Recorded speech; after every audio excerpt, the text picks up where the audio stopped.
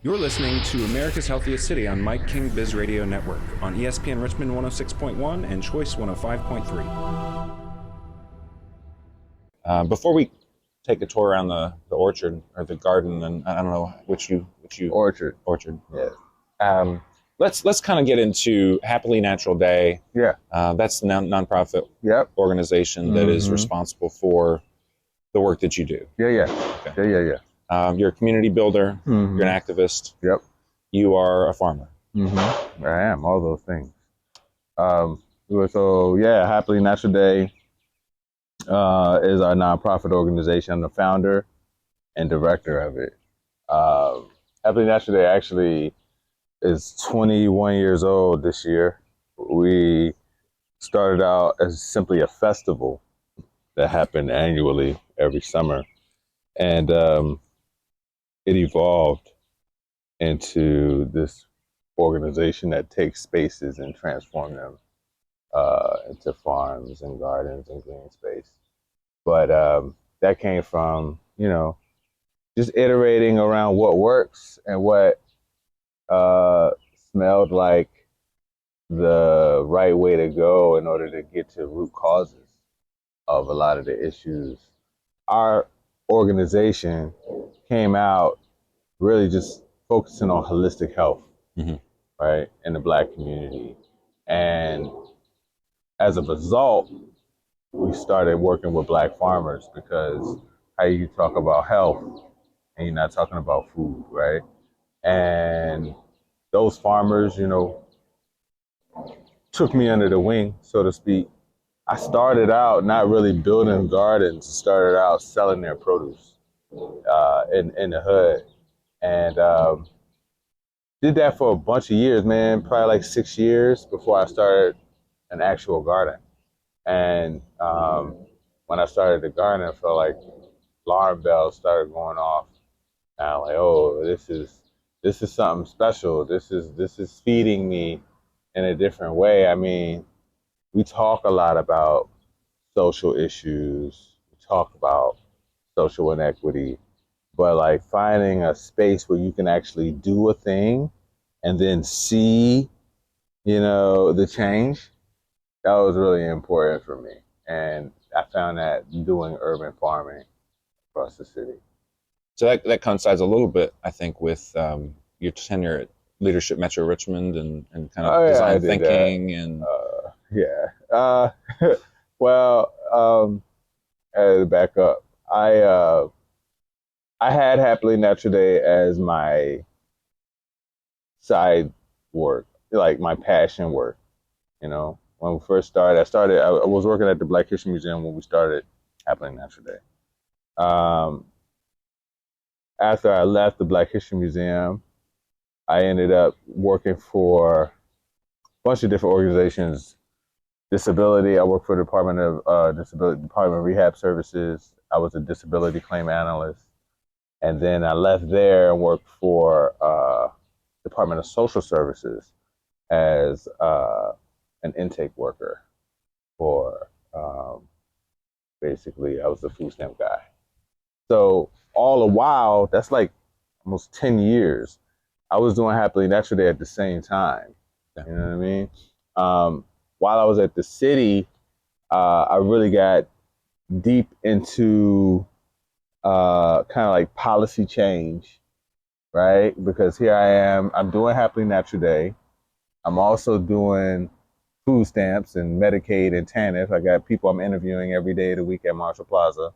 And I'm like, yo, there's broken pieces of the system. So how do I get involved? That started with like the local food policy task force and evolved into the anti-poverty task force. And I was involved with initiatives of changes, unpacking the 2020 census work. And so I was in this space where I'm working for the city. I got community activism work, and I'm involved in like these policy task forces and kind of community work. I ended up going over to Leadership Metro Richmond, and the city paid for me to participate in that. And I had, what do you say, high optimism of what it meant to be in the room with grass tops and institutional leaders. But yeah, I came from that realizing that a lot of the people that are on those in those spaces have no clue as to what's really going on in the community. They got data, spreadsheets, people that brief them on what's going on. So they're worlds apart, And so I respect the need for relationship building more than anything. Yeah. So being in those spaces and having relationships with people that are making decisions is really critical. But Leadership Metro Richmond it wasn't the space for me in the sense of like, there's a lot of people that are in those type of spaces and they're like clamoring. They want to make a difference, but they more so want to get their career up. Yeah. And I'm just keeping it real. Like, yeah. I don't really mesh well with the people that's like, yo, I'm trying to get this resume bullet point. And so I spent time over there. I did that in 2011. I met some really good people. Tyrone Nelson was one of the homies that was over there when I was there. And I was young doing that. I think I was 31 in Metro Richmond. And so like a lot of my mentors, people like Ron Bagat, he had been through it.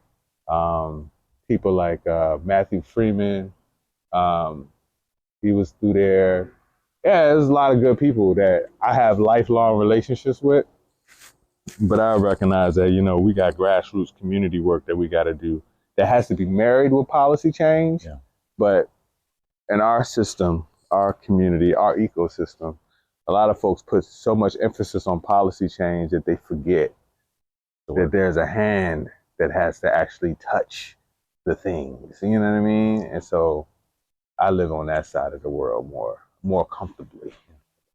So when I watch your videos, you've got an intro reel that goes on. One of the words that comes up there, a couple of words that come up there is Altua Continua. Yeah, the struggle continues. Yeah, I looked that up. That's a Portuguese phrase. It goes on to say, if I could get this right, Vitale e certa, which means that victory is certain. And when I read that, I had to think to myself that you no doubt have a vision. Yeah. That the system is broken. We need to find new ways. We need to look at old ways to learn from those things.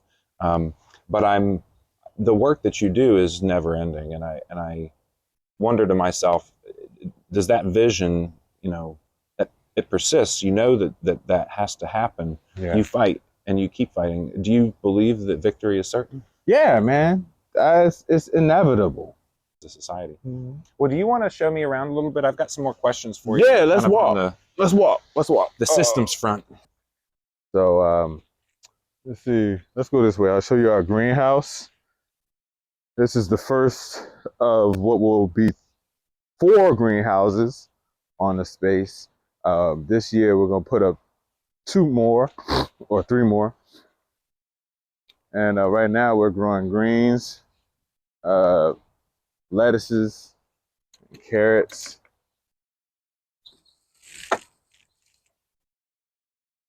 So carrots on both sides, lettuces down the middle, collard greens. Let's see if there's some spinach in here.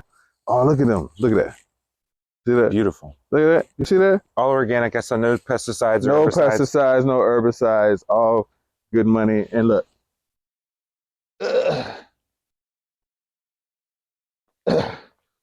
Radishes. Nice. Kicking ass.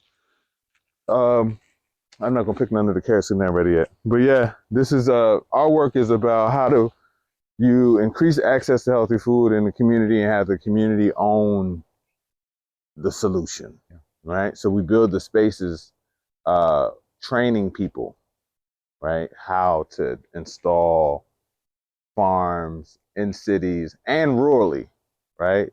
And the creation of a system of production, distribution, aggregation, processing that will empower community members. Don't have to wait for nobody to come drop no food off in the middle of the hood, Like a Well, I lot think of that, one of the things that you talk about is, you got to grow food so that people can eat healthily, but you don't need the system to be growing the food. You need the people to be growing the food so that they have an right, ability to feed themselves, but also sell the food so that they can make money for their families. exactly. I think that trying to focus on both sides of the problem is not just wise, but critical. Yeah, yeah. I mean, everybody used to know their farmer. Before we got into a corporate monopoly over our food production, before there was a highway system, uh, before there was a such thing as a grocery store. You knew who grew that food. So we're trying to bring that back. That's the Sankofa. It's like, yo, we were always in control of our food system to a higher degree than it is today. I mean, of course, Black people have experienced all types of trauma when it relates to agriculture in this country, but the land didn't do the damage to us. It was the systems that were placed upon us while we were on the land. So, yeah, this is a part of our legacy, man. So tell me a little bit about the system. I mean, you're working both outside of the system to create something new, but you've got to interface with the system to be able to exchange goods and ideas. Yeah. How does that dichotomy play out for you? So for me, I feel like the system is working just like it was. I feel like the system's not broken. I feel like the system was designed to exclude Black and brown people, and so it's operating exactly how it's supposed to work, right? So for me, I'm about the business of creating an alternative system, right? When we talk about ag and specific, I'm of the mindset that Black and brown communities need to be in control of where their food is produced. They need to be in control of how that food is distributed. They need to be in control of how that food is processed. And they need to be in control of how the waste is managed. So all of that is what we're aspiring to do. So right now, our organization manages 8 urban gardens and farms across the Richmond region. We have 80 acres in Amelia County that we got as an act of land-based reparations. We own 5 acres in Petersburg. So when I train people, I'm training people to be farmers on land that we own, right? And then the food that is grown, we steward a Black Farmer CSA. So all the farmers that are growing on our land, plus the farmers that exist in our ecosystem outside of Richmond, like in Dinwiddie and Hanover and Surrey, we're purchasing produce from them to sell directly to consumers, right? So in that sense, we both own means of production and we own the means of distribution, right? So tell me a little bit about the system. I mean, you're working both outside of the system to create something new, but you've got to interface with the system to be able to exchange goods and ideas. Yeah. How does that dichotomy play out for you? So for me, I feel like the system is working just like it was. I feel like the system's not broken. I feel like the system was designed to exclude Black and brown people, and so it's operating exactly how it's supposed to work, right? So for me, I'm about the business of creating an alternative system, right? When we talk about ag and specific, I'm of the mindset that Black and brown communities need to be in control of where their food is produced. They need to be in control of how that food is distributed. They need to be in control of how that food is processed. And they need to be in control of how the waste is managed. So all of that is what we're aspiring to do. So right now, our organization manages 8 urban gardens and farms across the Richmond region. We have 80 acres in Amelia County that we got as an act of land-based reparations. We own 5 acres in Petersburg. So when I train people, I'm training people to be farmers on land that we own, right? And then the food that is grown, we steward a Black Farmer CSA. So all the farmers that are growing on our land, plus the farmers that exist in our ecosystem outside of Richmond, like in Dinwiddie and Hanover and Surrey, we're purchasing produce from them to sell directly to consumers, right? So in that sense, we both own means of production and we own the means of distribution, right? Our next phase is value added products. And so we now own a food truck, right? And that food truck will be a food-based business incubator where individuals that don't have their own food truck can come rock out on ours and then stack their bread in order to go buy their own food truck. And then the produce that we grow can be sold to those food truck owners, right? And get that product out into the world. And last, like we're working on this Bensley Agri-Hood project in Chesterfield, which will create a wellness center that has a commercial kitchen as well as cold storage that will allow us to develop products, take the produce that we're growing, turn it into things that can then be sold. So in that sense, our effort is really like not so much about trying to change the existing system. I mean, yeah, there's some policies that we feel like can be massaged and evolve so that we can do what we came to do more efficiently. But I mean, I don't. 98% of American farmland is owned by white folks. So it's like, how do we upset that? Yeah. You know what I mean? That's like, what does that work? What does that even look like? Well, in the case of us doing this work, I don't think it's feasible for us to be able to get a significant dent of that 98% drop down. Yeah. So let's get what we can, create our system, and feed our communities. You know what I mean? Yeah. So tell us maybe a little bit about the artwork that you guys have up here. So we put a big emphasis on mural street art as a tool for political education. So yeah, we grow food, but we want people to have a conversation about the social justice aspect of why we grow that food. So we put these murals up of different individuals that have been real important, that are ladder rungs, to understanding how critical this work is. But yeah, we try to. I hired all Black artists from out of the city.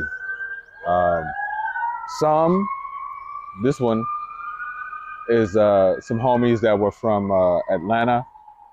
They painted this one. This one is by an artist from Washington, D.C. And then the one of George Jackson is by another brother from D.C. But all of the rest of them are All City Art Club and other artists from Richmond. And, the people that we put up, people like Emil Carl Cabral, Fannie Lou Hamer, Asada Shakur, Claudia Jones, on there's panels in front of the pavilion of Kwame Ture, Ella Baker, Bell Hooks, Audre Lorde, even my homie, one of my peers who passed away, John Lewis. Like we put those images up so that we can have a conversation about what they stood for. So tell me a little bit about working in your community, not necessarily like systematically, but just working in your community and then also working outside of your community to kind of see that change happen. Do you find struggles working in your community? Do you find struggles working outside of your community? There's always going to be tensions, conflicts. Yeah, I mean, I guess this just comes with the nature of the work. Anybody that does social justice work can tell you that there's challenges, you know what I mean? But I don't really live in that. I look at it like every challenge that we come up on is an opportunity to grow and identify lessons, I think that maybe one thing that you've unlocked in your world that I feel like I'm figuring out with Richmond Water is that you can't just talk about the things that are wrong. You've got to show people the new way. You've got to introduce something that they can grab onto that helps them believe that, no, it's not impossible. We can do this. Somebody over here is doing it. Mm-hmm.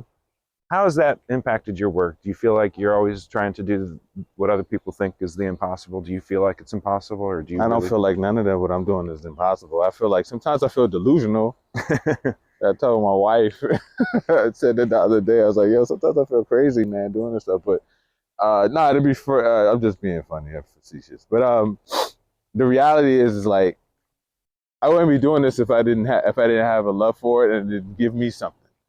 So this is a personal work for me. So I would be out here growing stuff if nobody showed up. Yeah. You know what I mean? 'Cause this is for me. It just so happens that this is good for the planet and it's good for communities in general, right? So I get to share space with people and we can kind of like grow together in our relationship. And like, when you say change the world, I'm not that aspirational. I'm like, change the world. I'm focused on like the people in my ecosystem. Like, let's create a thing where we're proud of this. This is good for us, you know, and maybe that has ripple effects and it'll change other places and other people, you know what I mean? But let's start here. I can't think about the world, the entire globe. Yeah. I can talk about like what's happening right here in front of me, and then like, you know, the people that I'm connected to, the spheres of their ecosystems as it radiates outward. Yeah, let's do that. That's manageable. You know what I mean? Yeah. Well, I really appreciate that. And I think when it comes to Richmond water, we had that same notion. We said, you know, we cannot get rid of plastic in the world altogether, but we can do it here in Richmond. You can do what you do what you can from where you at. But people will want that. I think when you show the world what Richmond did, other communities are going to want that. But you talk about, you know, inclusion and exclusion of ideas in books and school and education. Mm-hmm. And I think to myself, you know, global policy change is really difficult because you've got these cultural differences. Right, so if you say, well, we need to teach, you know, all kids in America about XYZ that happens east of the mountains in the Appalachian. And, you know, but you've got these, you know, heavily Hispanic population in the South, you know, West, but they're not getting any of that cultural education because you've said, well, we're gonna make it all about this. So I think that getting smaller is a way that we can be better at community. And I was talking to my wife last night. We won't get too deep into that, but we don't even talk to our next door neighbors a lot of times anymore in this society. That's true. So I wonder. I think, you know, this, when it gets, the bigger it gets, the harder it is to manage. Yeah, well, I'll say this though. I think it's important for us to get out of our bubbles too. So like, you know, yeah, we doing a thing in Richmond, but go to Chicago, bro. You know what I'm saying? Go to Atlanta, go to Detroit, you know, go to Ohio, go to talk to people in Dayton, St. Louis, Brooklyn, Baltimore, you know, find out Denver, San Diego, find out what people are doing, because it's like, oh, there are other worlds. Like the shit that we're experiencing here in Richmond don't have to be this way. Yeah. You know, go to Berlin, Puerto Rico, see how other people are living, and we all people. So it's like, no matter where you at, there are things that could be, you know, replicated, you know, in other places. And that's how we grow. Cultural learnings, like me going and checking in with, you know, folks. My wife right now is in Uganda. I use that as a prime example, like experiences that, you know, has helped evolve her worldview. And so being in the midst with people and like building relationships in other places, that helps us grow as a society. And you know, we got these supercomputers in our pockets. It's like, yo, you can see there's other ways of being. There's other ways of doing things, government, right? Policy. There's other ways of growing food. There's other ways of, you know, having fun, art, dance, you know what I'm saying, music. Like, how do we exchange so that we all can grow? Like that piece about like, you know, Appalachia having a particular problem, but it being different from like somebody in the Southwest. It's like, yeah, it's different geographic regions, but essentially people are looking for the same things. Yeah. And irrespective of where you go, there are systems that are in place that like have been marginalizing people based on race and class. So how are people in the Southwest dealing with that? How are people in Appalachia dealing with that? I was just in Asheville the other day, a couple weeks ago, and seeing that Asheville has a whole reparations mandate as a town or city or whatever. Yeah.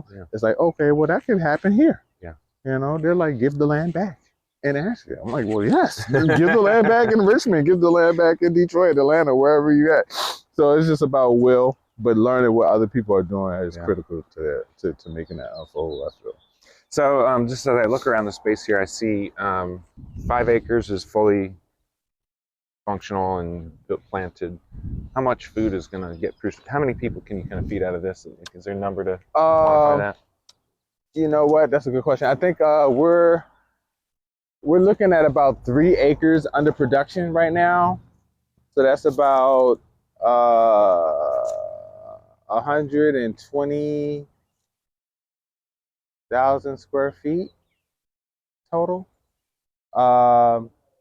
But we're not growing on every inch of it. So I'll give it a guesstimate of maybe we're growing on about 80,000 square feet out here. And that can translate to about 80,000 pounds a year if we really pushed production like heavy. And that's just like, maybe 2 seasons, maybe like, 80,000 a year, give or take, if we really went hard. But this space is so open, we don't push the production as hard because it's still kind of like in the middle of a neighborhood.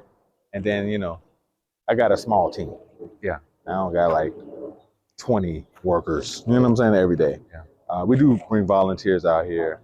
But we have enough land that we are able to do a weekly CSA from May to November that It's across all year. Yeah, so specifically from this space. Oh, okay. While we aggregate from other farmers, like off of this space, we're feeding about 40 people a week. Okay. So that's like lettuces, greens, onions, leeks, peppers, eggplant, garlic. We get a nice amount. We get a nice amount of stuff. It comes off real heavy. And we're right now this year, we already got our onions in, our lettuces in, so we're already harvesting. Radishes is coming off, so yeah. Well, I haven't been keeping track on the amount of poundage though, to just keep it frank. Well, I'm happy to listen if you have anything else you want to share. I want to learn how Richmond Water can support your mission through, telling the story and getting the word out there, but also, you welcome more volunteers here, and I know when's Happily Natural Day? Happily Natural Day is August 31st, 2024. It's the last Saturday in August. So you can come out and sell the waters. I think that'd be dope. I think we should hook up the refill stations and give it away. That'd be lovely. That'd be lovely. If they want to buy this, they can. That'd be lovely. That'd be lovely. We could talk about some volunteer things. I would love to put a day together, like a Richmond Water Day here. You know what I mean? Get our followers to come out. Get the followers to come out. We can throw some music on and cook some food together. You know what I'm saying? We got the outdoor kitchen space. Mm-hmm. We can grill some vegetables for our vegan community. Maybe even get the folks from Project Yoga Richmond. Yeah. Do some yoga all in the mix and bring all that energy together. I think that'd be lovely. Yeah. We can maybe bring out Taylor Scott and talk about Matchbox and just get Richmond, folks to the fridges, plug into what's happening. Mm-hmm. Change is coming. I love that. All right. Well, let's make it happen. Let's get it cracking. Hey. Thank you, man. I appreciate the opportunity to dialogue. This is a good conversation, man. You got good questions, man. Absolutely. Well, thank you.